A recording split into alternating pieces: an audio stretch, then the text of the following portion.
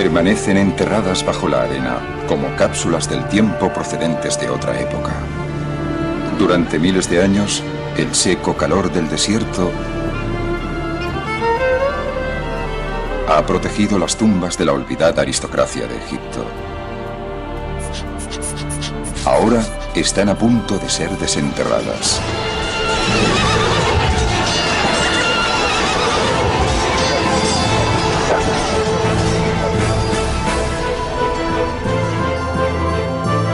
Tres hombres están revolviendo las arenas para descubrir nuevos capítulos de la historia egipcia. Tres hombres descubriendo las historias de los nobles que sirvieron a sus reyes desde la época de la grandeza de Egipto hasta sus últimos días.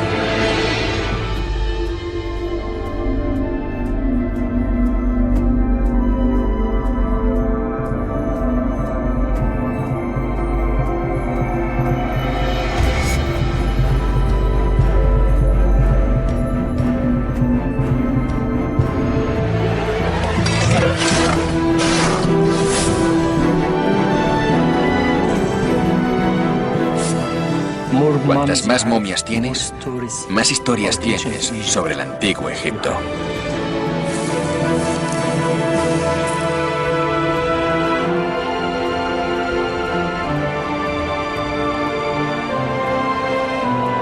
Uno tiene la sensación de que existía un gran afecto, quizá algo más entre el rey y la nodriza.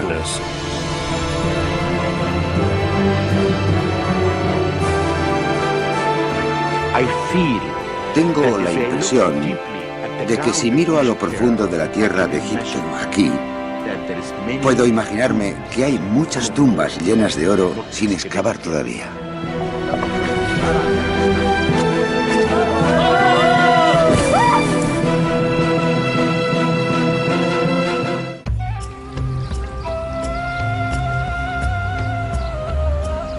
Fue la primera gran civilización del mundo y nació en las orillas del Nilo.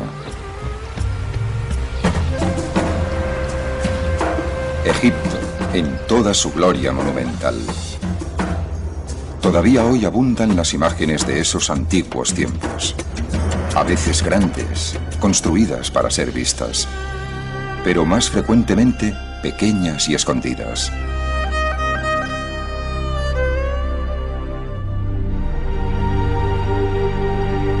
Todo eso podría haber desaparecido sin dejar rastro si los egipcios no hubiesen estado tan obsesionados con la muerte y la preservación de lo que una vez estuvo vivo. Para los egipcios, el más allá era tan real como esta vida. Un espíritu en su viaje necesitaba alimento, refugio, compañía.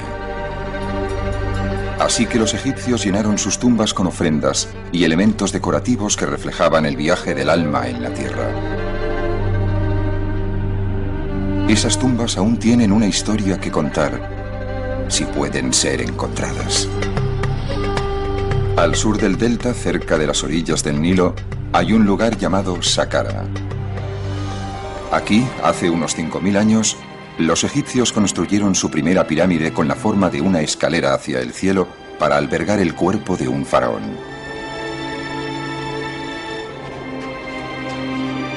En los siglos que siguieron, miles de egipcios fueron enterrados en Saqqara. Y una de las principales ubicaciones fue la ladera de una colina con una panorámica vista sobre el valle del Nilo. Durante el Imperio Nuevo, cuando el Imperio egipcio estaba en su máximo apogeo, aquellos que tenían buenas relaciones con el faraón deseaban ser sepultados aquí, y lo fueron.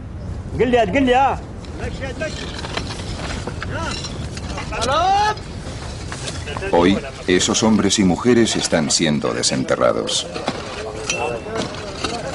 El arqueólogo francés Alain Siri ha estado supervisando las excavaciones durante las 2 últimas décadas.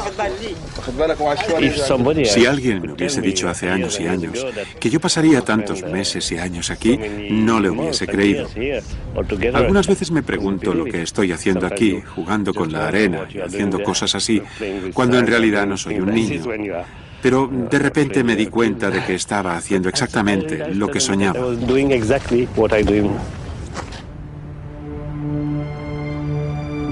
Pero el sueño de Sidi empezó más como una pesadilla.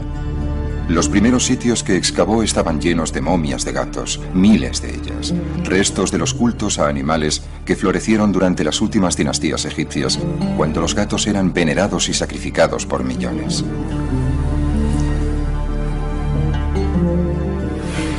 Pero el equipo de Sidi halló algo más que gatos. Encontraron un pozo profundo lleno de objetos del pasado.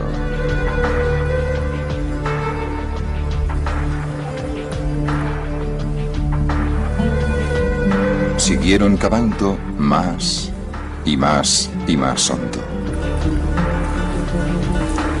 Entonces, a unos 20 metros de profundidad, encontraron algo.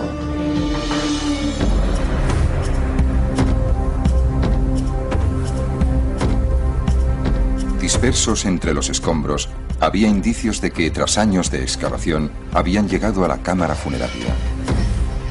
Entre los objetos había un vaso canopo, utilizado para albergar entrañas y órganos vitales, y su tapadera.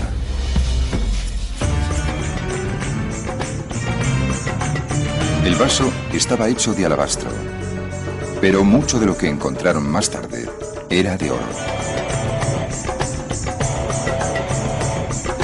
Todos estos tesoros y muchos más estaban enterrados con la momia de un oficial de alto rango que sirvió durante el reinado del faraón Ajenatón. Sidi había hallado su primer noble del Imperio Nuevo. Era el momento de ir a buscar más. El equipo de Sidi fue a trabajar detrás de la ladera frontal de la colina. Se necesitaron años para excavar el laberinto de corredores, pozos y salas que habían sido construidos en la piedra caliza durante el Imperio Nuevo. A lo largo del camino, el equipo de Sidi ha encontrado otras tumbas que pertenecen a los ricos y famosos de Egipto y acaban de desenterrar otra más.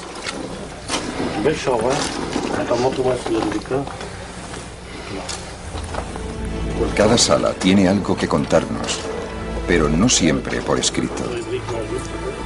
Esta vez, sí. Había arena. Yo llevaba una pequeña lámpara y vi a la señora. Pinturas de esta mujer adornan las paredes de su capilla, donde sus amigos y parientes venían a venerarla.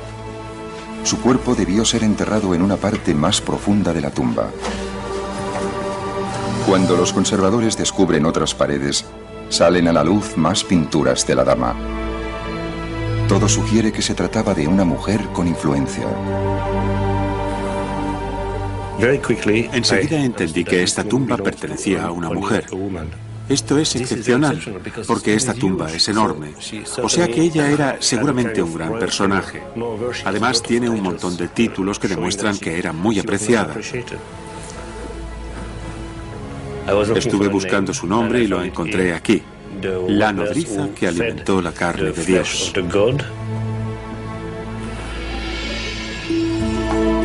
Sidi tradujo su nombre como Maya y pronto supo la razón de su encumbrado rango.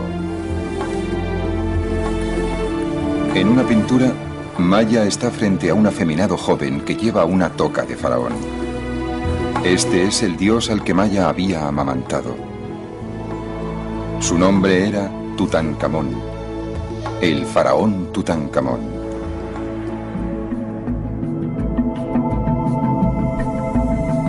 El nombre de Tutankamón nos resulta conocido desde que el arqueólogo británico Howard Carter hizo el descubrimiento del siglo en el Valle de los Reyes.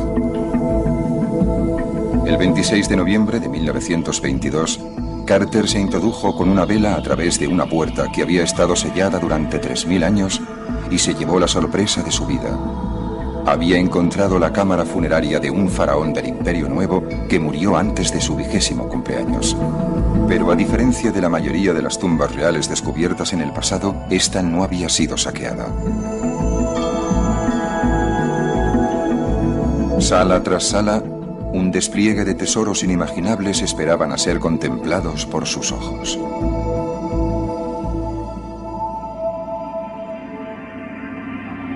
Tutankamón fue sepultado en 3 sarcófagos de oro, en cuyo interior había una máscara de oro puro. Cerca se hallaba una estatua de oro del joven rey. Un trono dorado mostraba al faraón Tutankamón junto a su novia, una niña, posiblemente su medio hermana. El descubrimiento por Carter de la tumba de Tutankamón y todos sus tesoros nos revelaron mucho sobre la muerte del joven rey, pero el misterio ha rodeado siempre su nacimiento. Era probablemente el hijo de Agnatón, el faraón hereje que adoraba únicamente al sol en vez de al tradicional elenco de dioses. Agnatón y su esposa Nefertiti tuvieron 6 hijas. Algunas de ellas aparecen aquí en el regazo de sus padres, una instantánea doméstica del pasado. Pero el joven Tutankamón nunca aparece en los retratos familiares. Eso significa que su madre era probablemente una esposa secundaria que murió al dar a luz. El faraón bebé habría necesitado una nodriza, y por lo que parece tuvo una. La dama Maya, que casi seguro formó parte del círculo íntimo del faraón.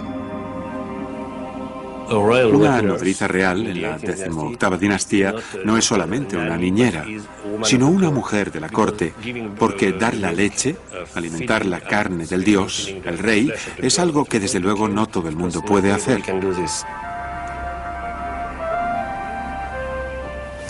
Lo que es maravilloso es el sentimiento de amor que se percibe entre estas dos personas, especialmente de la mujer hacia el rey. Uno tiene la sensación de que existía un gran afecto. Sí, quizá algo más entre el rey y la nodriza. Y a juzgar por la elaborada tumba que se construyó para ella, el joven rey correspondía a ese afecto.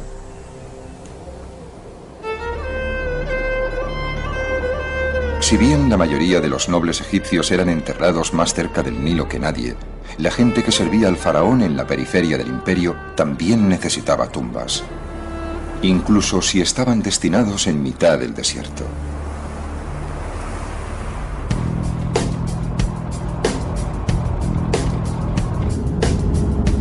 El doctor Zahi Hawass es el jefe de antigüedades de Egipto, el hombre a cargo de todas las antigüedades. Se encuentra de camino al oasis de Bajarilla, a 5 horas en coche desde El Cairo.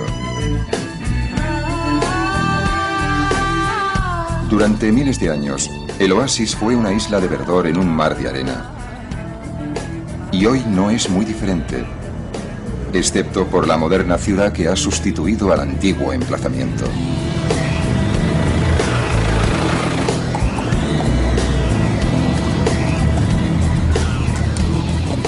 Unos 700 años después del rey Tutankamón, cuando el imperio egipcio había iniciado su gradual declive, este era un próspero centro agrícola.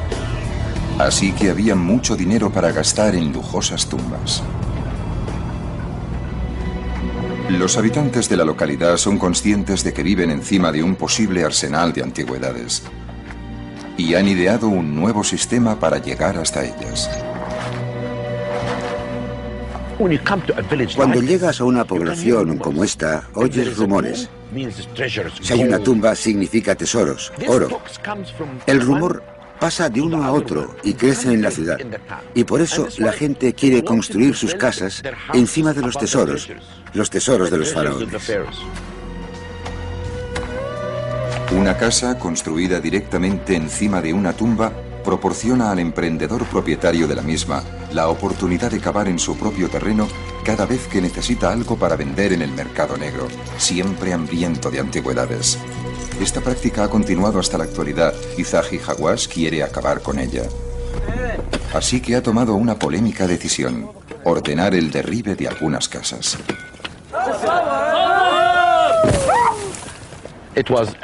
Fue una decisión que tomé porque tenemos que proteger este lugar. Tenemos que demoler casas por la seguridad de los monumentos. Esto es lo que la gente debería saber. La seguridad, los monumentos y la protección de los monumentos son lo más importante. Las excavaciones bajo la moderna población sacan a la superficie objetos de un periodo más tardío dentro de la historia egipcia, cuando Grecia estaba emergiendo como gran potencia. Esta tumba data del año 600 a.C. aproximadamente, durante la 26ª dinastía. Egipto ya no era una superpotencia en la región. La influencia de los faraones había disminuido y el poder de los funcionarios locales había aumentado, especialmente en localidades prósperas como Bajarilla.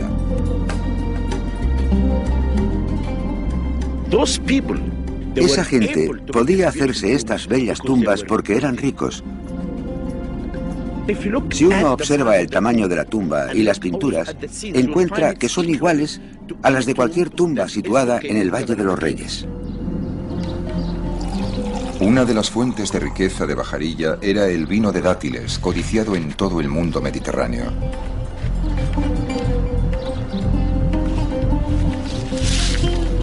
Se podía hacer dinero recogiendo los dátiles y elaborando el vino, e incluso aún más llevando el vino a los mercados del noreste.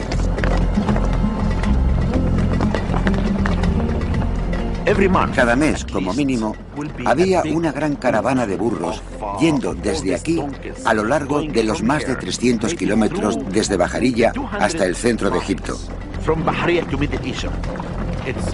Era un viaje difícil, pero uno tenía que pensar que el final del viaje traería riqueza.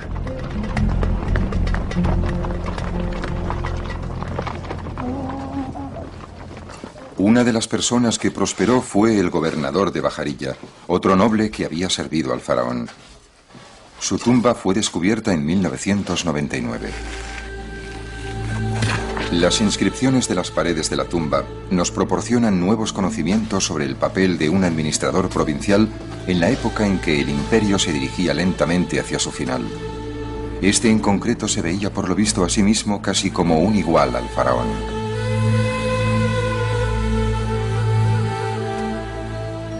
Dice que es un sacerdote de Isis y de Osiris,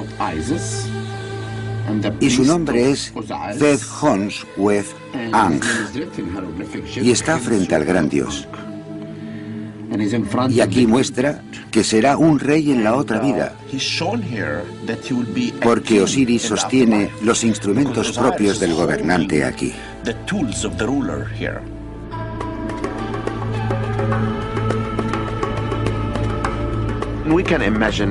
Podemos imaginarnos a Zed-Hons-Wez-Ang penetrando en el interior del templo con sus ropas de sacerdote. Viene a visitar al dios solo. Está penetrando en esta oscuridad trayendo incienso y haciendo ofrendas al dios. Y al mismo tiempo, la mesa de las ofrendas está llena de higos y dátiles, porque quiere que el dios esté contento, porque Zed-Hons-Wez-Ang es el nexo de unión entre el pueblo y el dios.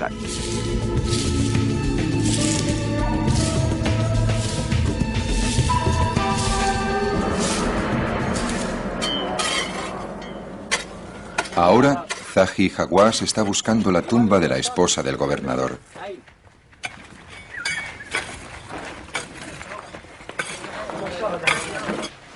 En el interior de la tumba, el doctor Hawass hace un descubrimiento que le preocupa.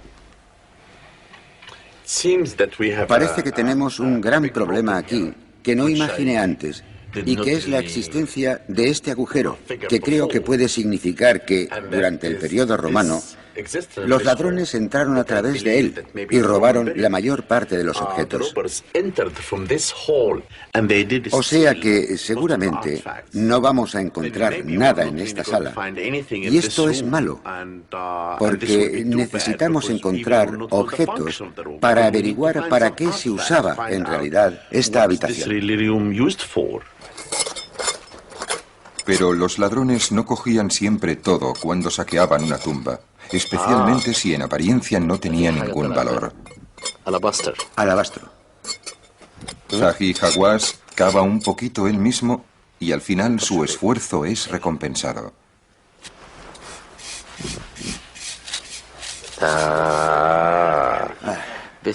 Esto es bonito.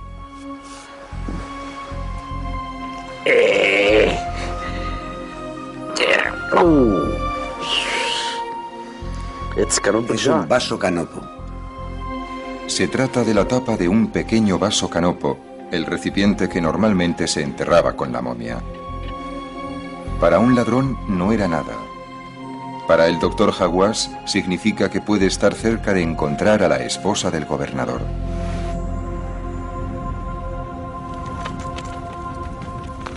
En Saqqara, Alem Zivi todavía está buscando a su dama desaparecida, pero la cámara funeraria de Maya no se encuentra por ninguna parte. Y Zivi sigue topándose con más y más gatos. La mayoría de los gatos fueron enterrados aquí en las postrimerías de la historia egipcia, aproximadamente en la época en que Cleopatra era reina y Julio César gobernaba en Roma. El gran esplendor de los faraones del Imperio Nuevo era ya solo un lejano recuerdo. Sometidos a un gobierno extranjero, los egipcios encontraban consuelo en cultos que requerían el sacrificio de animales.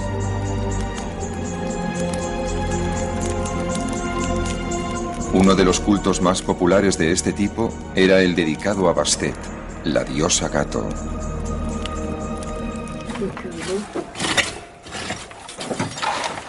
A medida que se desentierran más y más momias de gatos, Zivi decide que ha llegado el momento de estudiarlas más atentamente, de arriba abajo.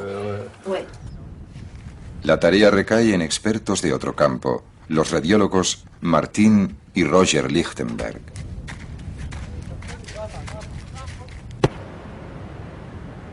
Lo primero que revelan los rayos X es cómo se mató a los gatos.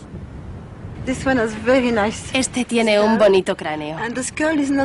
Y el cráneo no está destrozado. No murió por un golpe en la cabeza. Murió porque le rompieron el cuello. ¿Lo ve? El culto a Bastet alcanzó su momento álgido en Egipto durante los años que siguieron a la conquista de Alejandro Magno en el siglo IV a.C. La gente trataba de ganarse el favor de la diosa, mientras los sacerdotes de Bastet hacían negocio criando gatos para convertirlos en ofrendas. Así que probablemente se trata de un gato grande. Pero a los gatos más grandes no se atrevían a romperles el cuello, ¿sabe? Tenían que darles un golpe en la cabeza. Este era un gato muy bonito, mire esto, muy bonito.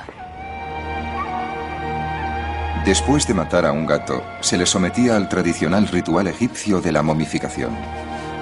Los sacerdotes embalsamaban su cuerpo y lo envolvían en lino.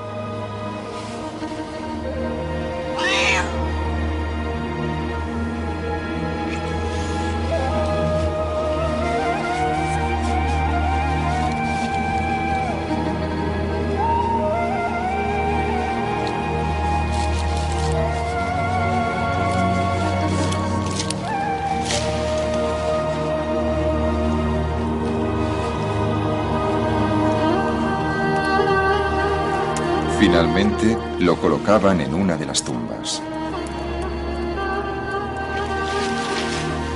Naturalmente, todo el trabajo que realizaban los sacerdotes era a cambio de dinero, y los clientes recibían aquello por lo que pagaban. Según lo que quisieras pagar, ¿tenías una momia pequeña o una momia grande? Si eras muy rico y querías complacer mucho a la diosa, comprabas un montón de gatos. Ya sabe, muchos gatos juntos.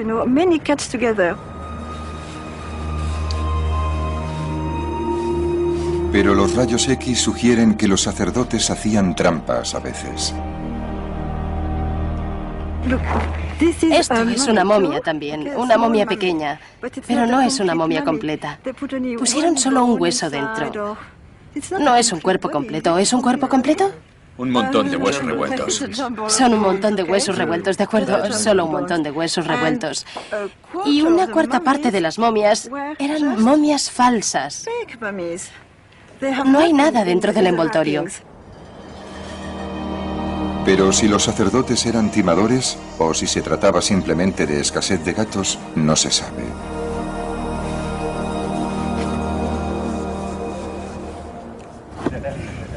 Mientras las momias de gatos son examinadas, otro miembro del equipo de Zivi, Patrick Deleuze, está llevando a cabo un reconocimiento exhaustivo del terreno.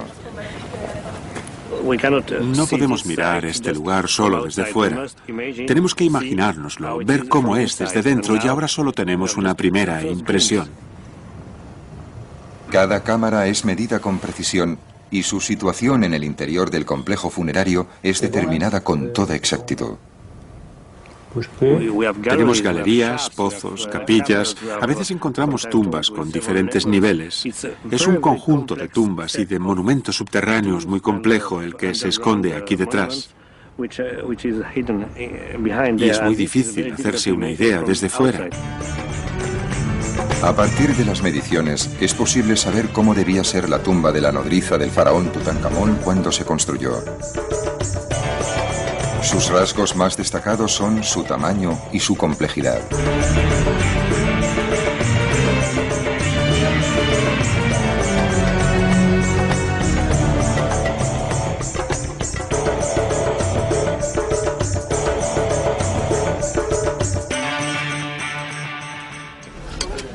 Mientras la búsqueda de la tumba de Maya continúa, el equipo de Sidi ha encontrado la entrada a otra tumba, unos 3 metros más allá. Los trabajadores empiezan a apartar arena y piedras, iniciando una excavación que llevará más de una temporada completar. Hasta entonces, no hay nada que hacer, salvo esperar.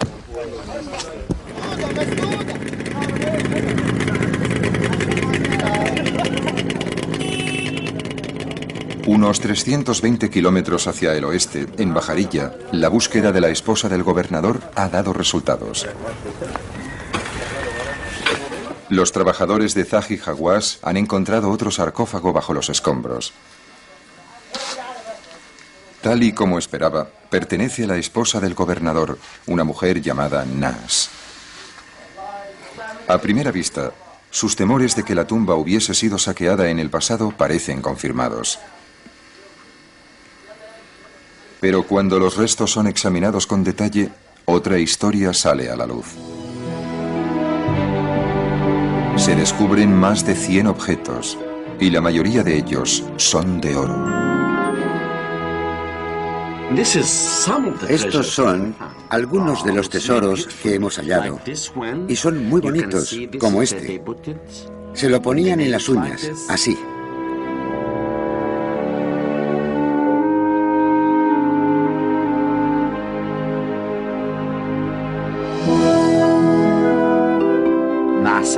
Nas fue realmente hermosa.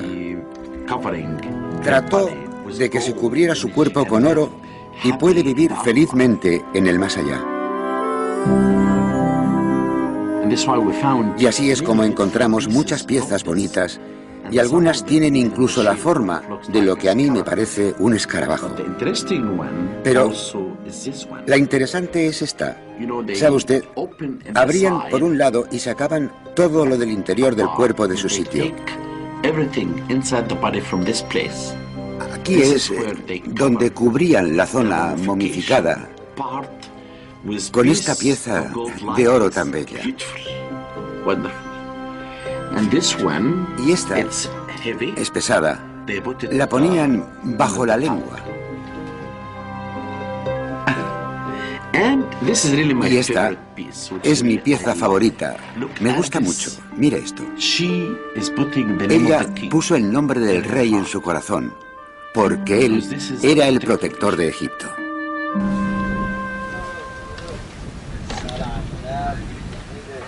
En Saqqara, los trabajadores de Sidi han desenterrado algo interesante de la arena.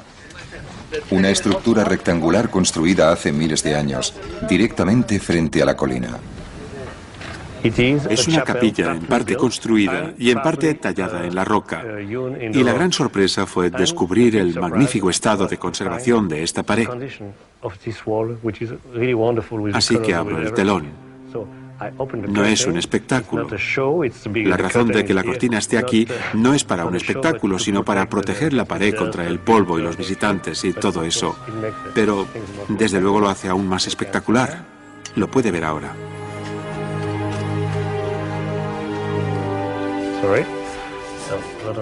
Gran parte de la capilla está aquí. Es absolutamente maravilloso.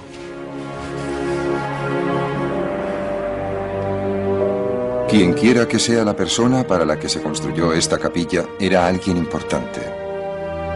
La sala era grande, incluso para los estándares egipcios, y no se ahorró nada en decoración. En cada muro, pinturas, relieves e inscripciones confirman que la tumba pertenecía a un rico noble del Imperio Nuevo. Había un festín para satisfacer su hambre en la otra vida.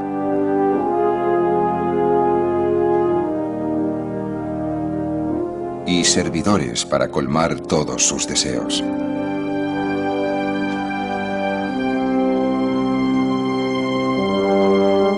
La prioridad de Zivi era encontrar el nombre del hombre para el que se construyó la tumba. Siempre la misma obsesión cuando entras en una tumba. ¿Dónde está el nombre? El nombre está aquí. 2 halcones en el estandarte y estos signos. Dice Ne-Te-Rui-Mes. Hay varias interpretaciones. Yo elijo Neteruimes, el hombre que nació de los 2 dioses. Los 2 dioses son Horus y Set. Zivi no había oído antes el nombre de Neteruimes. No sabe quién era ni qué servicios prestó al faraón. Se puede ver el nombre del hombre, Neteruimes, aquí y aquí. Otras inscripciones en una cercana columna derrumbada sugieren que Neteruimes era un hombre culto e influyente y que sabía leer y escribir. Hay un montón de epítetos. Un hombre de sabiduría, un hombre que sabe cómo hablar, cómo escribir. Tenemos la impresión de que se trataba de un hombre orgulloso de su cultura. Neteruimes tenía una capacidad que pocos poseían en su sociedad. Podía escribir, y eso por sí solo le habría asegurado un cargo de la más alta categoría. Leer y escribir. La capacidad de escribir es la fuente de poder en muchas sociedades y un funcionario en Egipto es alguien que puede escribir. Pero Zivi está seguro de que Neteruimes fue algo más que un simple escriba para haber merecido una tumba tan opulenta. Obviamente había servido al faraón y le había servido bien. Pero ¿en qué puesto?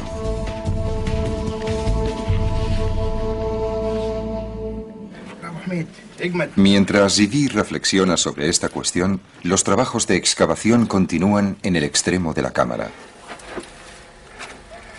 Creo que es buena. El ingeniero Pierre Vella tiene que distinguir entre la piedra original y las rocas que fueron añadidas más tarde, como relleno. Todos son conscientes de que encima de ellos hay innumerables toneladas de piedra caliza. Creo que el peligro está en que por encima de nosotros están las piedras, que pueden caerse. Y cada piedra, el peso de cada piedra es de unos 9 kilos o algo así. Si estás abajo y te cae una piedra en la cabeza, no creo que te siente muy bien. El trabajo es lento. Cada roca tiene que llevarse a mano fuera.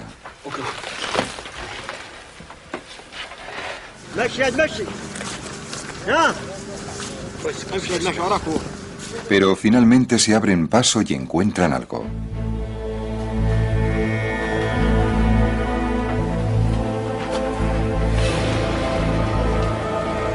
Es una escultura del faraón al que Neteruimes había servido. Una pequeña estatua de un rey que tuvo gran importancia en la historia egipcia. Se le conocía como Ramsés el Grande. Ramsés fue un faraón entre los faraones. Gobernó Egipto durante más de 60 años, engendró a casi 100 hijos y supervisó las construcciones más grandiosas de la historia de su imperio en lugares como Luxor y Abu Simbel. Ramsés fue también un incansable maestro en el arte de la autopropaganda, asegurándose de que su imagen, su legado y su nombre serían conocidos por la posteridad.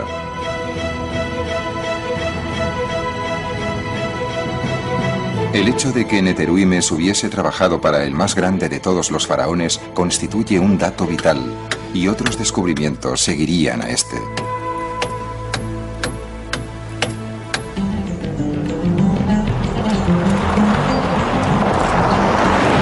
En las afueras del oasis de Bajarilla se halla un cementerio grecorromano descubierto en 1996 por Zahi Hawass y su equipo.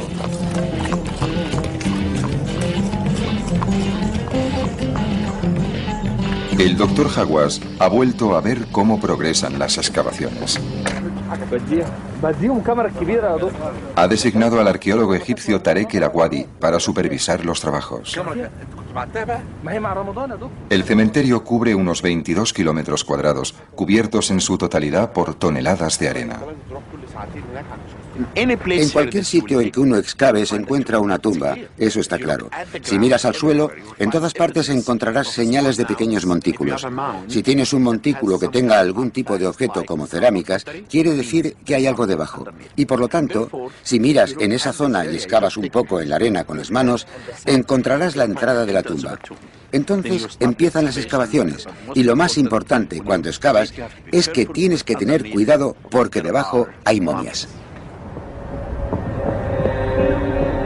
El cementerio fue descubierto accidentalmente cuando un burro pisó un agujero y apareció una tumba debajo. En el interior de la tumba había momias, muchas momias. La mayoría eran doradas y estaban en muy buenas condiciones.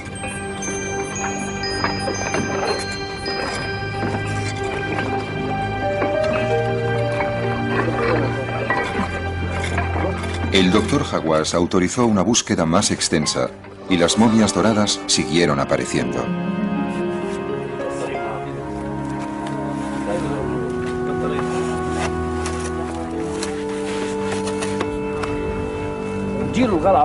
En el curso de su trabajo en el cementerio, Tarek se ha convertido en un gran conocedor de la arena y de sus sutiles cambios. La arena esconde las momias y tenemos que luchar con ella para encontrar momias. Ahora podemos saber por la arena, por el tacto de la arena, si hay momias debajo o no. Porque las momias cambian la naturaleza de la arena. Si la arena está un poco fría y oscura, sabemos que hay una momia bajo ella. Pero si está seca, fina y caliente, significa que no hay nada debajo. Me gusta esperar a que la arena me diga qué hay bajo ella.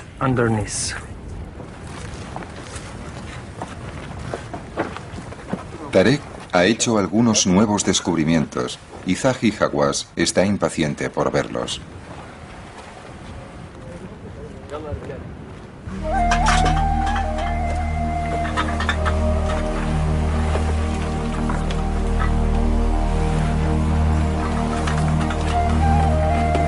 Esta tumba ha sido obviamente violada en el pasado por ladrones que hicieron algo más que robar cosas.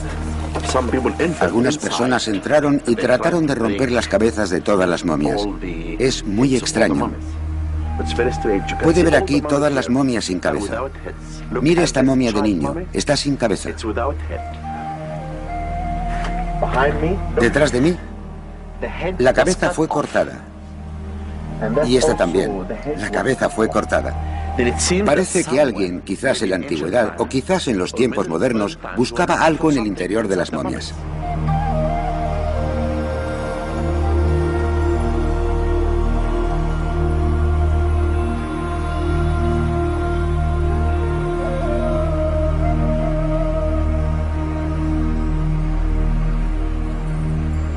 Unas pocas de las momias que aparecen permanecen intactas, pero la mayoría han sido destrozadas sin ninguna consideración por lo que los egipcios consideraban como sagrado.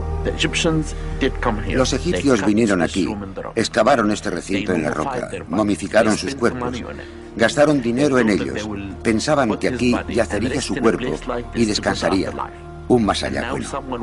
Y luego viene alguien y lo destroza todo. Huesos rotos, cabezas rotas, momias rotas. Esto es algo que personalmente me disgusta, me molesta mucho. Sin embargo, incluso esta destrucción nos cuenta algo. Tarek cree que es posible que algunas de las momias sin cabeza sean el resultado de alguna antigua enemistad entre familias, en que incluso los cuerpos de los niños eran decapitados en un acto de venganza por alguna olvidada disputa.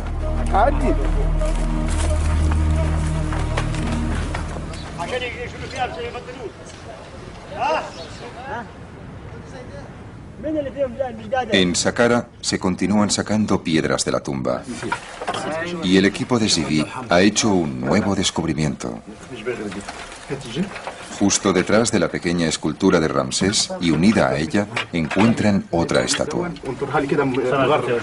Por encima de la pequeña figura del faraón está la cabeza a tamaño real de una vaca, la diosa Hathor. Zivi no podría estar más encantado.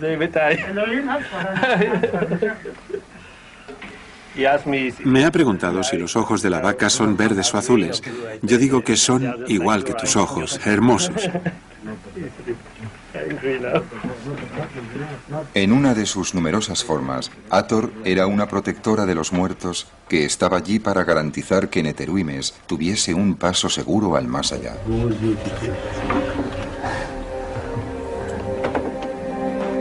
Su presencia en la tumba confirma la creencia de Zivi de que el misterioso Neteruimes había jugado un papel político muy importante durante el reinado del gran faraón. Fue recompensado con un entierro suntuoso, presidido por Hathor y Ramsés. Pero Zivi aún no sabía lo que Neteruimes había hecho para merecerlo. Me gustaría encontrar más inscripciones. Quiero saber quién era Neteruimes exactamente. Sabemos que era alguien que se podía permitir este tipo de cosas, pero no sabemos más. En busca de más pistas sobre la identidad de Neteruimes, Zivi viaja a la antigua capital egipcia de Tebas.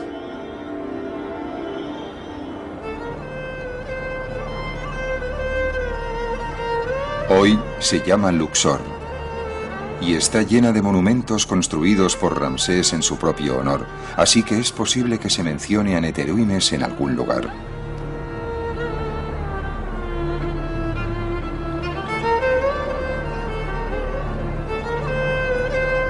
Las paredes aún proclaman los logros de Ramsés, especialmente sus victorias militares. Se trata siempre de batallas, de guerras, de luchas. Es historia, es normal, humano. Toda guerra requiere un enemigo. Y cuando Ramsés se convirtió en faraón, el mayor adversario de Egipto era el imperio hitita del norte. El joven Ramsés decidió enfrentarse a los hititas en su propio territorio. Condujo a un ejército de unos 20.000 hombres al norte y se encontró con el enemigo a las afueras de la ciudad de Kadesh. Se trata de una de las primeras batallas de la historia de las que existe un registro detallado.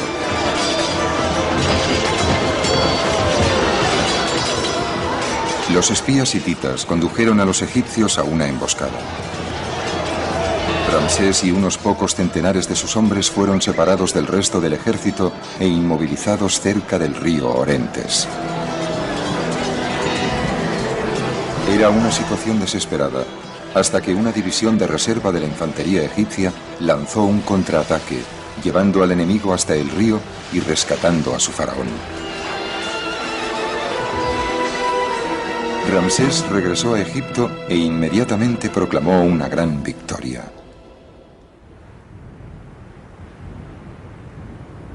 Las paredes de los templos de Luxor están aún decoradas con relatos de las heroicas hazañas del emperador en ese día. Hay también una copia del tratado de paz que puso fin al conflicto 16 años más tarde. Zivi espera que este documento arroje alguna luz sobre la identidad de Neteruimes. Los egipcios y los hititas se dieron cuenta de que la guerra no era la solución, sino un callejón sin salida. Y por distintas razones, que podemos adivinar pero que no conocemos totalmente, la conclusión fue tratar de firmar un tratado. Pero un tratado entre dos potencias del mismo nivel, más o menos.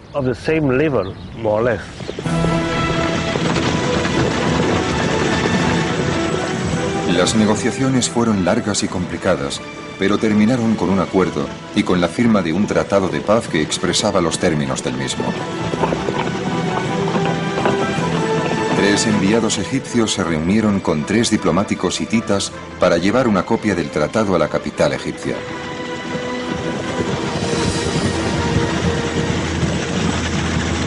Parecía que la amistad sucedería a la hostilidad.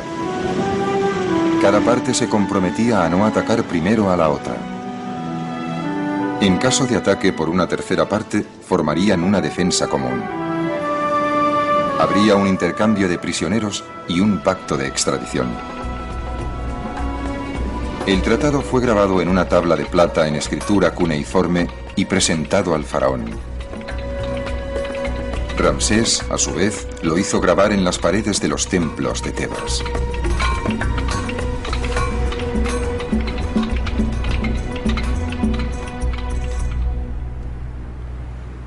Zidi está aquí para ver si puede encontrar el nombre del hombre que dirigió al equipo negociador de Egipto y que llevó el tratado a Ramsés. Y encuentra lo que estaba buscando.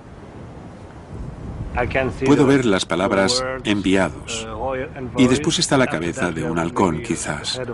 Y podría ser parte del nombre de Neteruimes. Podemos compararlo con inscripciones ramésidas. Son como la Biblia para los textos escritos de este periodo. O sea que tenemos el Tratado de Paz. Y este podría ser el nombre de Neteruimes. Este tipo de confirmación es tan importante para un egiptólogo como el descubrimiento de una tumba. 2 halcones encima de un estandarte. Neteruimes. El hombre que consiguió la paz entre 2 grandes imperios y fue generosamente recompensado en la otra vida. Se trata de una figura histórica que sale a la luz. Esto es fantástico para mí. Quizá tan importante como la vaca de Hathor o la estatua. No es solo una obra de arte excepcional, no es solo una hermosa tumba. Es historia. Con la identificación del propietario de la tumba finalmente solucionada, el trabajo de liberar a Hathor de su prisión de piedra continúa.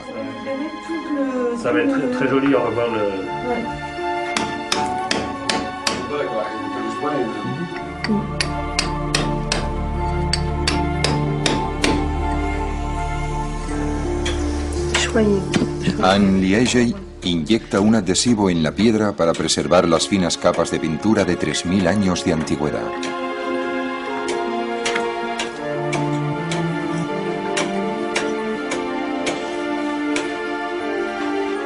Y entonces, un día está acabado. Hathor ha sido restaurada.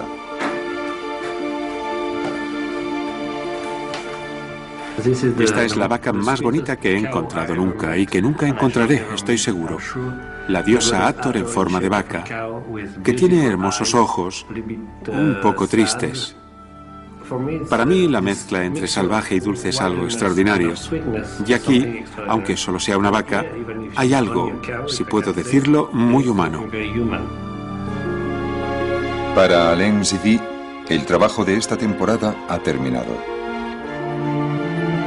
Otra tumba del Imperio Nuevo ha sido hallada y devuelta a su antiguo esplendor. Otro hombre del rey ha sido identificado gracias a las ofrendas que se llevó a la otra vida.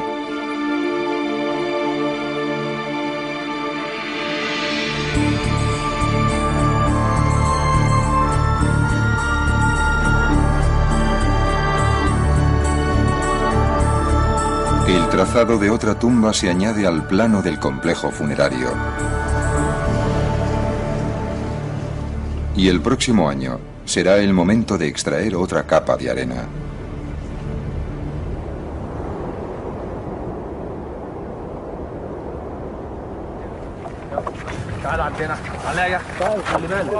En el oeste, en Bajarilla, Tarek ha hallado otra tumba. Taji Hawass está allí para inspeccionarla.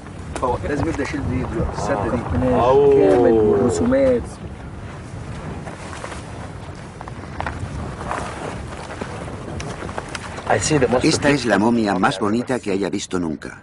La máscara es totalmente realista. Parece la momia de una mujer. Los ojos nos miran como si estuviera viva.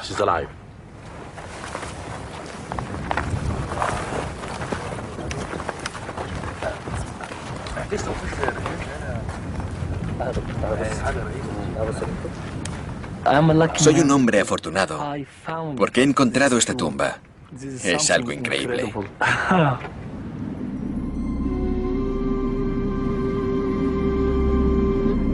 Todas estas momias fueron enterradas hacia el final de la historia de Egipto, unos 1500 años después de los días de gloria de Ramsés.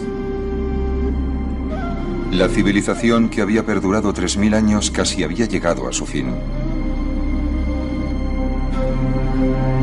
Pero incluso aunque la cultura que había unido a la tierra y la gente estaba desapareciendo, la obsesión egipcia por la muerte y el más allá siguió siendo tan fuerte como siempre.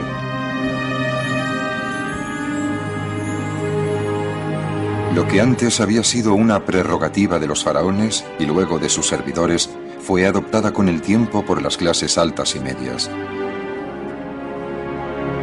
Ahora, cualquiera que tuviera dinero podía pagarse la construcción de una tumba y un entierro elegante. Y la mayoría de las tumbas en las que fueron enterrados estos egipcios todavía yacen bajo la arena, cada una con una historia que contar, esperando pacientemente a lo largo de la eternidad a ser descubiertas.